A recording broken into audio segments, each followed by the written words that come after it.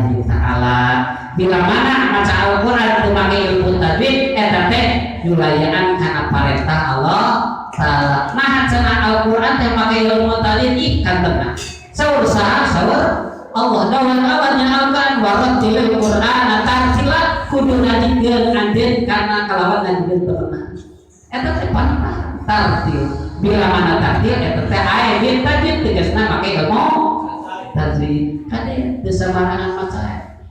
Ayeuna contohna alhamdulillah dibaca alhamdulillah sigala rasa padahal apa alhamdulillah tapi lamun dibaca alhamdulillah itu apa dilebetkeun we lahana lahan jari hukumna haram sabab bila mana robah nyaeta urang ngucapkeun huruf pasti bakal robah bahasa jeung bakal rusak makna hukumna teh gitu.